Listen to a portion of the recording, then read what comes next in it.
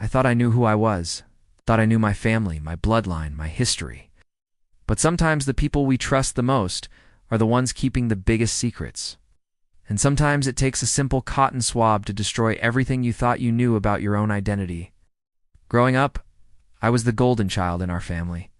28 years old now, but back then, I was the kid who could do no wrong in my granddad's eyes.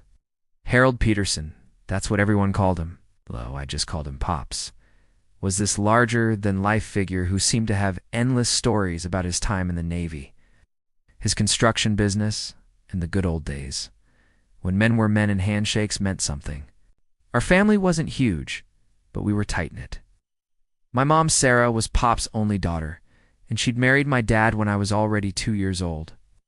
My dad adopted me officially when I was 5, but honestly, I barely remembered my biological father. He'd been out of the picture since I was a baby, and my mom never really talked about him much. She'd just get this distant look in her eyes and change the subject whenever I asked. But Pops was my anchor. He lived just 3 blocks away from us in this old Victorian house that smelled like pipe tobacco and coffee grounds. Every Sunday after church, we'd head over there for dinner. Pops would regale us with stories while carving the roast, talking about how he'd built half the downtown buildings with his bare hands, how he'd served on a destroyer in the Pacific, how he'd met my grandmother at a USO dance.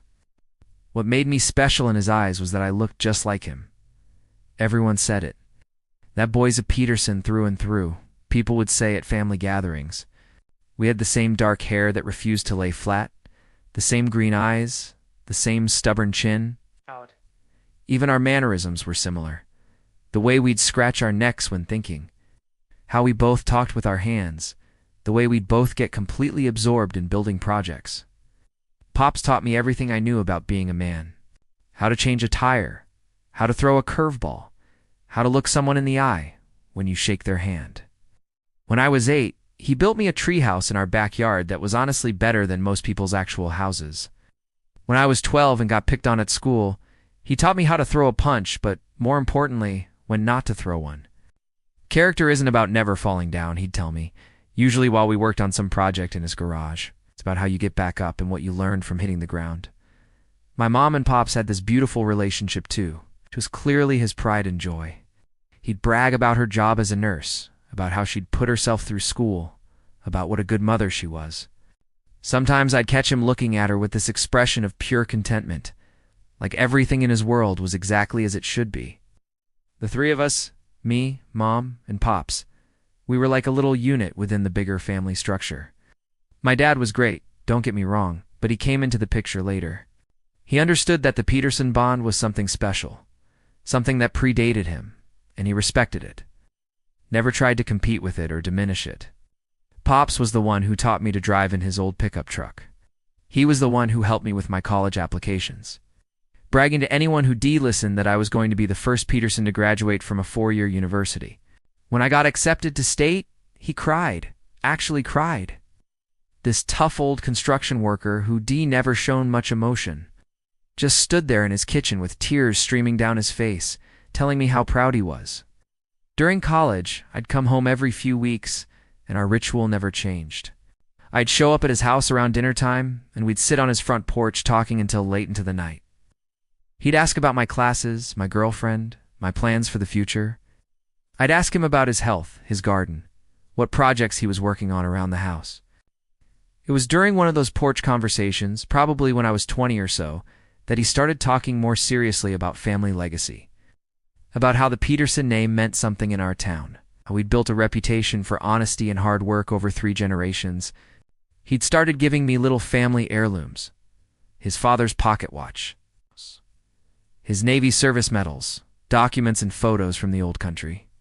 Someday all this will be yours, he'd say, not just talking about the house or the possessions, but something bigger. A sense of belonging, of rootedness, of knowing exactly where you came from and what that meant. I treasured those conversations. They made me feel connected to something larger than myself, part of a story that started long before I was born and would continue long after I was gone. The Peterson story. Our story. My story. Looking back now, I can see how those moments created this deep sense of identity for me. I wasn't just some random kid. I was Harold Peterson's grandson, part of a lineage of strong men who built things and kept their word and took care of their families. That knowledge shaped how I saw myself, how I moved through the world, what I thought I was capable of. I was so secure in that identity, so confident in my place in the Peterson family tree, that I never questioned it. Why would I? The evidence was right there in the mirror, in the way relatives would comment on our resemblance and the natural ease of our relationship. I belonged to Pops, and he belonged to me. It was the most certain thing in my life. The first crack in my perfect family foundation appeared during Christmas dinner when I was 26. It was such a small thing, really, but sometimes the smallest things are the ones that bring down the biggest walls. We were all gathered around Pop's dining room table. Me, my wife Jessica, whom I'd married the year before, my parents, my Aunt Linda, and Uncle Tom, and their 2 kids. Pops was in his element, holding court at the head of the table, telling some story about the time he caught a fish so big it took 3 men to haul it into the boat. Standard Pops behavior. Jessica was pregnant with our first child, just starting to show, and everyone was excited about the prospect of a new Peterson baby. Pops kept patting her hand and talking. It's about how he could wait to teach his great-grandchild all the same things he taught me. That's when Aunt Linda, who'd had a bit too much wine, made an offhand comment that would haunt me for months. "You know, it's funny," she said, gesturing at me with her fork. "You and Dad look so much alike, but you don't look anything like your mom. Sarah, you could have adopted this one and no one would know the difference." Everyone laughed. It was meant to be a compliment, really. Another acknowledgement of the famous Peterson resemblance. But Mom didn't laugh. She got this look on her face, this flash of something that I couldn't quite identify. Panic? Fear? It was gone so quickly I almost convinced myself I'd imagined it. "Well, he's got my stubborn streak," Mom said, forcing a smile. "That's Peterson enough for me." The conversation moved on, but I couldn't shake the feeling that something had shifted. It was like when you're walking downstairs in the dark and you think there's one more step than there actually is. That jarring moment when your foot hits solid ground unexpectedly, and your whole body has to recalibrate. Over the next few weeks, I found myself studying family photos with new eyes. It was true. I looked nothing like my mom. She was petite with blonde hair and blue eyes, delicate features, small hands. I was tall and broad-shouldered with dark hair and green eyes, strong jaw, big hands. I'd always just assumed I'd gotten all the Peterson genes and none of the maternal ones, but now I started wondering. I mentioned it to Jessica one night while we were lying in bed, her hand on her growing belly. "Babe, do you think it's weird that I don't look anything like my mom?" She rolled over to face me. "What do you mean?" I look exactly like Pops, but I could pass Mom on the street and not see any family resemblance at all. Don't you think that's strange? Jessica was quiet for a moment. "I don't know. Genetics are weird. Look at my family. My brother looks just like Dad, and my sister is a carbon copy of Mom. I'm somewhere in the middle. Doesn't mean anything." She was right, of course. Genetics are weird. But once the thought was planted, I couldn't get rid of it. I started noticing other things too. The way Mom would get uncomfortable. Whenever I asked about my biological father, I'd never pressed the issue before, because ID had such a great relationship with my adoptive dad. And honestly, I'd been so focused on my connection with Pops that I'd never felt like I was missing anything on the paternal side. But now I found myself curious about this man who'd never been part of my life. What did he look like? Where was he from? Why had things ended between him and Mom? Most importantly, why did she seem so reluctant to talk about him? I tried bringing it up a few times, always casually, never pushing too hard. "Mom, do you ever wonder what happened to my biological father? Or do you think I inherited anything from my birth dad?" But she'd always deflect, change the subject, or give me vague non-answers about how it was complicated in ancient history. The more she avoided the topic, the more curious I became. It felt like there was this whole piece of my identity that was locked away, and suddenly, I needed to understand it. Then there was the incident with the medical forms. Jessica was having some complications with the pregnancy. Nothing serious. But the doctor wanted a complete family medical history from both sides. When I asked Mom about her side of the family, she rattled off information easily. Heart disease on her father's side, diabetes from her mother, her grandmother's arthritis. But when I asked about my biological father's medical history, she went completely blank. I honestly don't remember much about his family, she said, which seemed impossible. She had a memory like a steel trap for everything else. She could tell you what everyone wore to my high school graduation and what we ate at every birthday party from the last decade. But she could unremember basic medical information about the man she'd been involved with seriously enough to have a child with. Mom, come on, I pressed. You must remember something. Did he have any chronic conditions? What about his parents? His siblings? She got that same panicked look I'd seen at Christmas dinner. Honey, it was so long ago, and honestly, we weren't together very long. I just don't have that information. But here's the thing. I could tell she was lying. My mom was many things, but she wasn't a good liar. She'd get this little tell, this way of touching her earring when she wasn't being completely truthful. She was practically yanking on her earlobe during this conversation. That night, I couldn't sleep.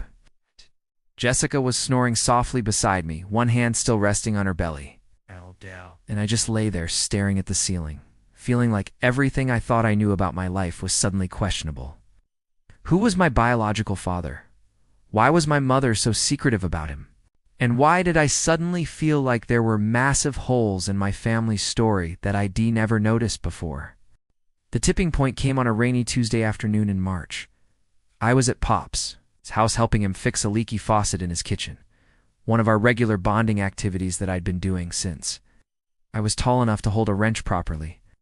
We were working in comfortable silence, the way we always did, when he started talking about legacy again. You know, kiddo, he said, grunting as he tightened a connection under the sink. I've been thinking about updating my will, making sure everything's in order for when the new baby comes. I was holding a flashlight, crouched down beside him. Pops, you're not going anywhere anytime soon. Maybe not, but a man's got to be responsible. The house, the savings, all those family documents and photos. I want to make sure it all stays in the Peterson family, where it belongs. He paused in his work and looked at me with those familiar green eyes that everyone always said matched mine perfectly.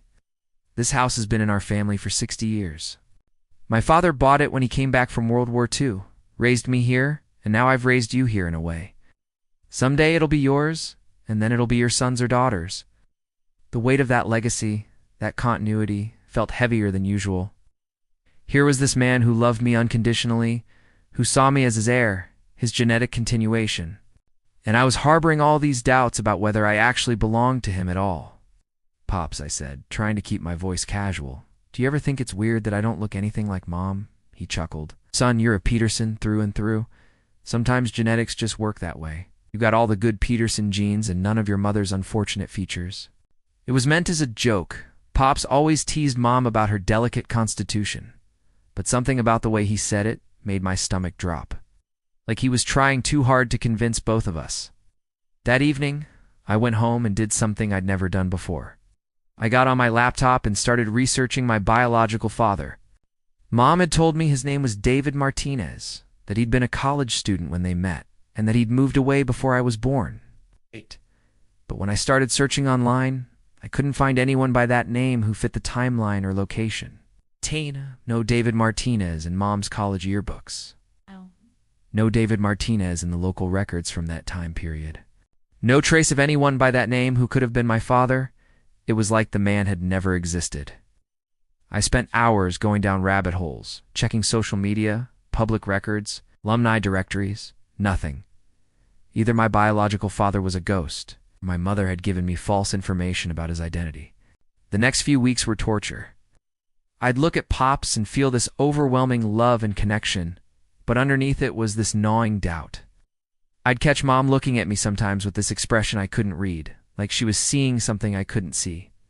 Jessica noticed my mood change. What's going on with you lately? You've been weird ever since that doctor's appointment? I didn't know how to explain it without sounding crazy. I think there might be some gaps in my family medical history that I need to figure out before the baby comes. What kind of gaps? Took a deep breath. I think my mom might not have been completely honest about my biological father. Jessica sat up straighter. We were in bed, and she'd been rubbing lotion on her growing belly. What do you mean? I can't find any trace of the man she says is my father. No records, no social media, nothing. It's like he never existed. Maybe he changed his name? Maybe he moved far away? Maybe. Or maybe she lied about who he was. The words hung in the air between us. Once I'd said it out loud, it felt real and terrifying and inevitable. Why would she lie about something like that? I don't know, but I need to find out. That's when Jessica suggested the DNA test. She'd been watching those genealogy shows on TV, the ones where people discover long-lost relatives and unexpected ethnic backgrounds. You could do one of those ancestry tests, she said. If nothing else, it might give you some medical information about your father's side of the family. The idea terrified me. What if the test revealed that I wasn't who I thought I was? What if it confirmed that Mom had been lying to me my whole life? What if it somehow proved that my connection to Pops wasn't real? But what if it put all my doubts to rest? What if it showed that I was exactly who ID always believed I was?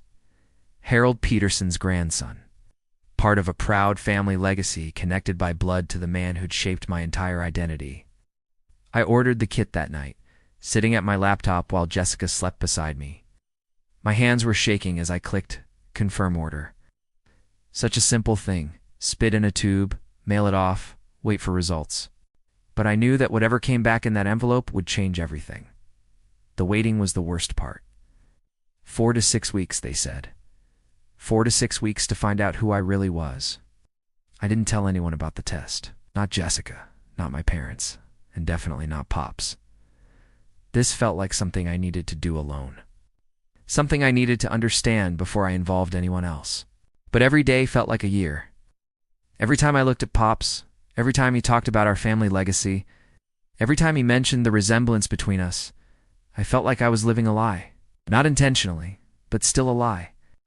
I found myself studying our hands when we worked together, comparing the shape of our nails, the pattern of veins on the backs of our hands, and the way we both favored our right side when we were thinking. Were these similarities real, or was I seeing what I wanted to see? The kit arrived on a Thursday. Such a small package for something that felt so enormous. The email notification arrived on a Wednesday morning in May. While I was sitting in my cubicle at work, pretending to review quarterly reports, but actually staring out the window thinking about anything except genetic ancestry. My phone buzzed with a message that made my heart stop. Your Ancestredna results are ready to view? I stared at that notification for what felt like an hour, but was probably only 30 seconds. My hands were literally trembling as I held my phone. This was it. This was the moment that would either confirm everything I'd always believed about myself or shatter my identity completely. I couldn't do it at work, couldn't open those results surrounded by the mundane hum of office life, with my coworkers discussing lunch plans and weekend activities. This moment required privacy, quiet, space to fall apart if necessary. I told my boss I wasn't feeling well, which was technically true, since I felt like I might throw up and drove home. Jessica was at her job at the marketing firm, so the house was empty. Perfect. I needed to be alone for this. I made myself a cup of coffee I didn't want, sat down at the kitchen table with my laptop, and opened the email. The Ancestredna logo looked innocent enough, cheerful even. Like this was just some fun family activity and not a potential nuclear bomb in my personal life. I clicked the link to view my results. The first page was ethnicity breakdown to 45% Irish, 30% German, 15% Scandinavian, 10% other European. Interesting but not shocking. Pops had always talked about our Irish roots, and this seemed to confirm that story. So far, so good. But it was the next section that made my world tilt sideways. The first entry on the list was marked close family, predicted relationship, half-sibling, or uncle-aunt. The name next to it was Robert Martinez. I blinked hard and read it again. Not David Martinez, the name my mother had given me for my biological father, but someone named Robert. And the relationship prediction wasn't father, it was half-sibling, or uncle. My coffee cup slipped from my hand and shattered on the kitchen floor, the sound sharp and final in the quiet house. Ow! I didn't move to clean it up. I couldn't move at all. With shaking fingers, I clicked on Robert Martinez's profile. There was a photo, a man who looked to be in his early 50s with dark hair, green eyes, and a face that looked disturbingly familiar. Not because I'd ever seen him before, but because I was looking at features I recognized from my own mirror. The profile showed that Robert lived about 2 hours away in the next state over. His ancestry breakdown was similar to mine, heavy Irish and German, which explained our shared genetics. But more importantly, there was a family tree attached to his profile, and that's where I found the name that changed everything. Robert Martinez's father was listed as David Martinez, born 1945, died 2003. My mother hadn't lied about the name, but she had lied about the relationship. David Martinez wasn't my father. According to this genetic evidence, David Martinez was my grandfather, which meant Robert Martinez, this stranger whose DNA showed we were half-siblings, was my uncle, which meant David Martinez had another son. Someone who wasn't listed in Robert's family tree, someone who was my actual biological father. I sat there staring at my laptop screen, trying to make sense of what I was seeing. My mother had told me my father was David Martinez. David Martinez was actually my grandfather, so who was my father? And why had my mother given me information that was technically accurate, but completely misleading? Then I noticed something else in Robert's family tree that made my stomach drop even further. David Martinez had been married to a woman named Helen Martinez from 1962 until his death in 2003. Robert was born in 1971, clearly a legitimate child of that marriage. But if David was my grandfather, and Robert was his legitimate son born in 1971, then my father had to be David's other son. A son who apparently wasn't acknowledged in the official family tree. A son who would have been Robert's half-brother. The implications were staggering. My biological father wasn't just some college boyfriend who'd left before I was born. He was part of a family that included the man whose DNA profile I was staring at, a family that might not have known I existed. I opened a new browser window and started searching for Robert Martinez online. It didn't take long to find him. He owned a small plumbing business, was married with 2 teenage kids, seemed to live a normal, respectable life. His social media showed family barbecues and fishing trips and Little League games. A regular guy living a regular life, completely unaware that his half-nephew had just discovered their connection through a DNA test. The strangest part was how much we looked alike. In his profile photos, I could see the same bone structure, the same eyes, the same way of holding his shoulders. We were clearly related. The science didn't lie. That meant everything else had been a lie. My mother's story about David Martinez being my father was wrong, or deliberately misleading, or some complicated truth I didn't understand yet. The comfortable narrative of my origins. College romance. Young father who left. Adoptive dad who stepped in. All of it was apparently fiction.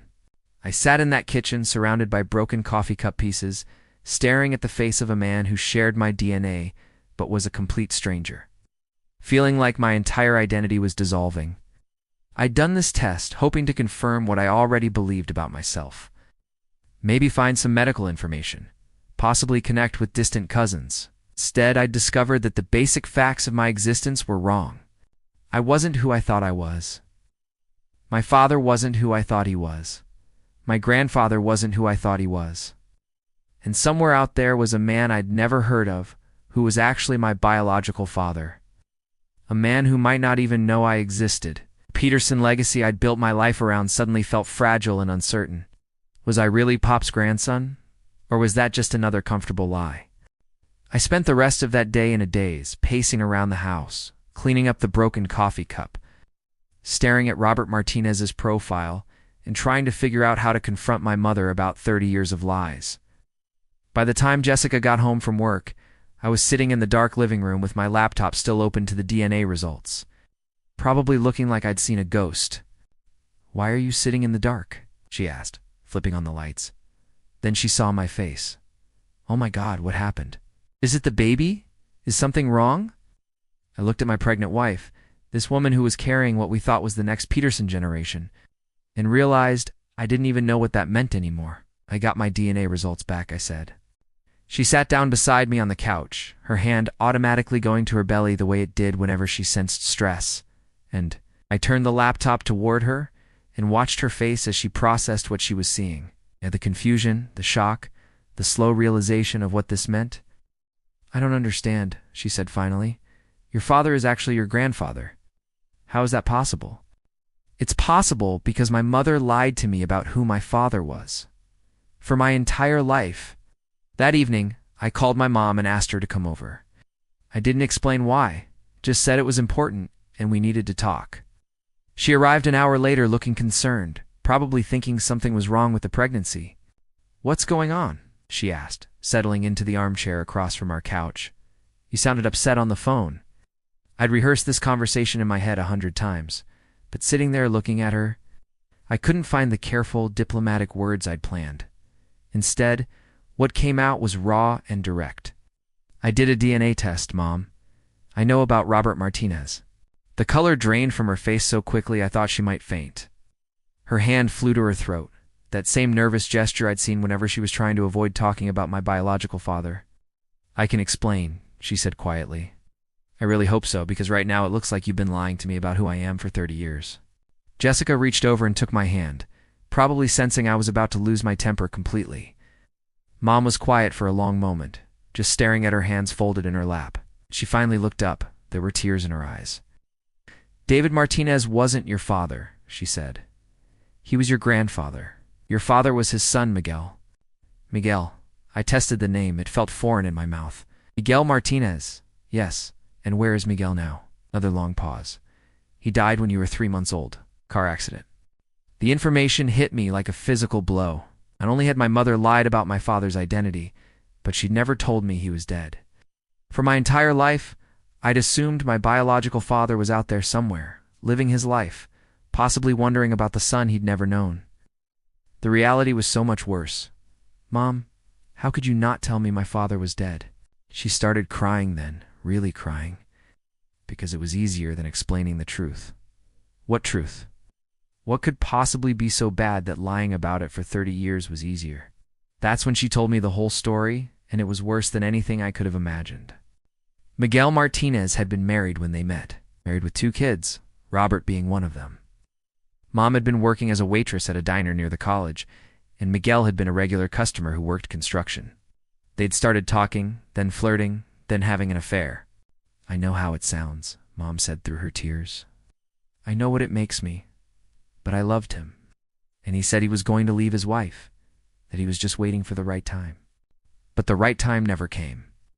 When Mom found out she was pregnant, Miguel panicked. He wasn't ready to leave his family, wasn't ready for the scandal, wasn't ready to face his father's disappointment. He promised to figure it out after the baby was born, to find a way to make it work. Then, when I was 3 months old, Miguel died in a car accident on his way to visit me. He'd been driving late at night, probably trying to balance time between his legitimate family and his secret one. When he lost control on a wet road, "His family didn't know about you," Mom explained. "His father David, his wife, his kids, none of them knew he'd been having an affair or that he had another child. When he died, I could have told them, but what would have been the point? It would have destroyed their memory of him and caused so much pain for everyone. So she'd made a choice. She told his father David's name as my father, technically not lying since David was my paternal grandfather, but allowing me to believe David had been her boyfriend instead of her married lover's father. It was complicated enough to discourage questions, but simple enough to be believable. And when Dad adopted me, it felt like a clean slate, she continued. It's like we could all just move forward and put the past behind us. I sat there processing this information, feeling like I was learning about someone else's life. My father had been a married man who died young. I had half-siblings who didn't know I existed. I had a whole family out there who had no idea that their husband and father had left behind another child. "Does Pops know?" I asked. "Your grandfather Harold?" "No. I told him the same story I told you. As far as he knows, David Martinez was some college boyfriend who left before you were born. So the man I'd built my entire identity around. The man who saw me as his genetic legacy didn't know that I wasn't actually his biological grandson. He'd been loving me and claiming me and planning to leave me his inheritance based on a fundamental misunderstanding of who I was. The betrayal felt complete and devastating. The weeks that followed were the hardest of my life. I felt like I was living in some alternate reality where everything I'd believed about myself was wrong. Every conversation with Pops felt like a lie I was participating in. Every time he talked about our family resemblance or the Peterson legacy, I wanted to scream that none of it was real. Jessica tried to be supportive, but I could tell she was struggling too. How do you comfort someone who's discovered their entire identity is built on a lie? How do you prepare to bring a child into a family when you don't understand that family's actual structure? I became obsessed with researching the Martinez family. I found Miguel's obituary online. He died at 28, the same age I was now. The notice mentioned his wife Carmen and children Robert and Maria, his parents David and Helen, his love of fishing and baseball. There was no mention of a Sarah or a 3-month-old baby named after Harold Peterson. Looking at his picture in the obituary was surreal. I could see myself in his features, but also differences. He had a rounder face, a different nose, a softer jawline. We looked related, but not identical the way everyone always said Pops, and I looked identical, which made me start questioning that resemblance too. Had I really looked so much like Pops? Or had we all just convinced ourselves we saw similarities because we wanted them to be there? When you believe someone is your biological grandfather, you start unconsciously mimicking their expressions, their posture, their mannerisms, until the resemblance becomes real, even if the genetics aren't. The more I thought about it, the more I realized that my connection with Pops had never really been about genetics anyway. He'd loved me before I could walk or talk or demonstrate any personality traits. He'd chosen to be my grandfather in every way that mattered, regardless of blood relations. But that realization made the situation even more complicated. If I had told him the truth about my parentage, how would it change our relationship? Would he feel betrayed, like I'd somehow been deceiving him? No. Would he question all those years of love and investment? Would he see me differently? The decision about whether to contact Robert Martinez was equally challenging. This man was my half-uncle, which made his children my cousins, which made his father's memory my grandfather too. Did they have a right to know I existed? Did I have a right to intrude on their lives with the truth about Miguel's affair? I went back and forth for weeks. Some days I'd draft messages to Robert, explaining who I was and how we were connected.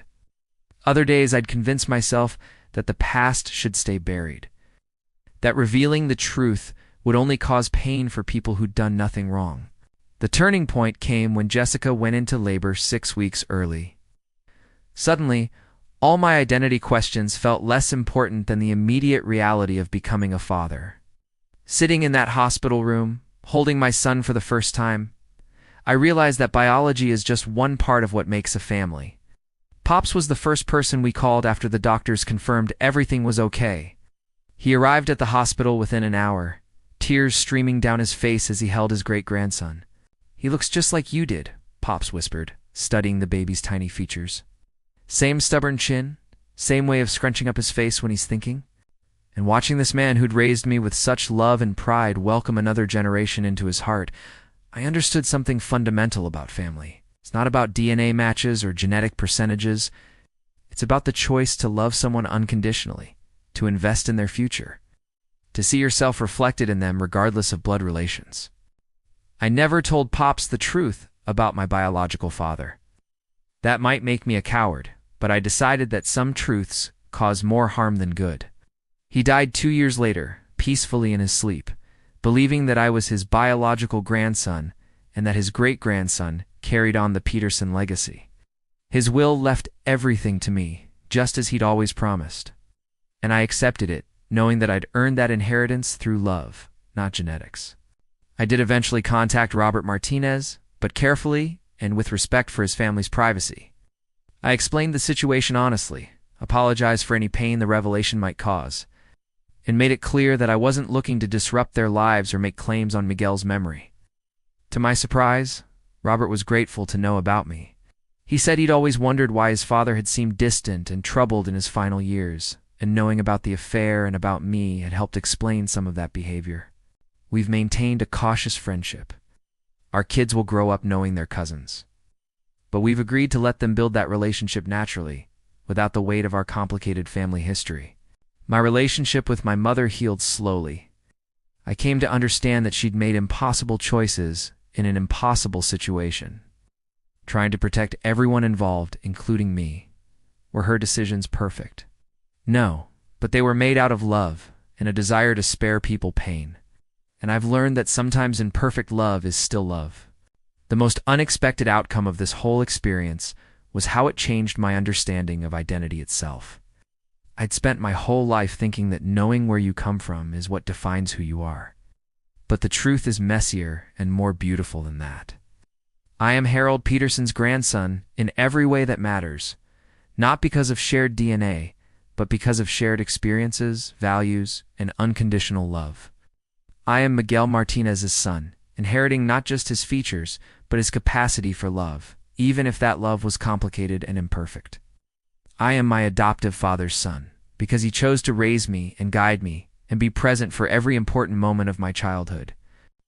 Most importantly, I am my own person, shaped by all these influences, but not defined by any single one of them. The Peterson work ethic, the Martinez stubbornness, my mother's resilience, my adoptive father's kindness, they're all part of me, creating something unique rather than just copying what came before. When I look at my son now, I don't see Harold Peterson or Miguel Martinez or even myself. I see a new person with his own potential, his own path to follow. Yes, he'll carry forward pieces of all our family stories, but he'll write his own story too. Someday, when he's old enough to understand, I'll tell him the whole truth about our family. The beautiful parts and the complicated parts, the love and the lies, the connections that bind us together, even when the genetics don't line up perfectly. That DNA test didn't destroy my family like I feared it would. Instead, it taught me that families are built on much more than biological connections. They're built on the daily choice to show up for each other, to forgive each other's mistakes, to love each other despite and because of our imperfections. Now, when people tell me my son looks just like me, I smile and agree. It's not because I see identical genetics at work, but because I see the continuation of something larger. The human capacity to love across generations, to pass down not just DNA, but wisdom and values, and the knowledge that family is what you make it, not what biology dictates, and that I've learned is the most important legacy of all.